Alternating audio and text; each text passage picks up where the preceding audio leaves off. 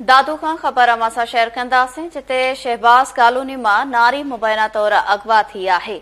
अहम ख़बर असां शेयर कयूं पिया। दादू खां शहबाज़ कॉलोनी मां नारी मुबैना तौर अगवा थी आहे। वारसनि जो चवणु आहे त तूबा पठाण खे बि अणॼातल हथियारबंद अगवा करे विया आहिनि।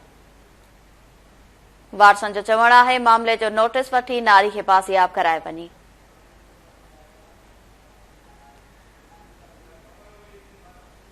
वधीक तफ़सील मालूम कंदासीं। लाइन ते मौजूद आहे KTN न्यूज़ जो रिपोर्टर निज़ाम शेख।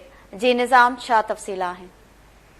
जी रोशनी, दादू शहर जे शहबाज़ कॉलोनीअ मां नौजवान नारी तूबा पठाण मुबैना तौर अगवा थी वई आहे।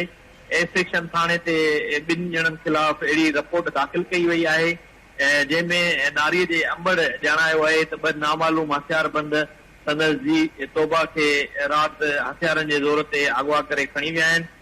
अहिड़े रिपोर्ट खां पोइ पुलिस ए सेक्शन ॻोल्हा शुरू करे छॾी आहे, पर नौजवान नारी अञा ताईं हथ न अची सघी आहे। जी वॾी महिरबानी नाज़िन। दादू खां निज़ाम शेख तफ़सील ॾिना आहिनि।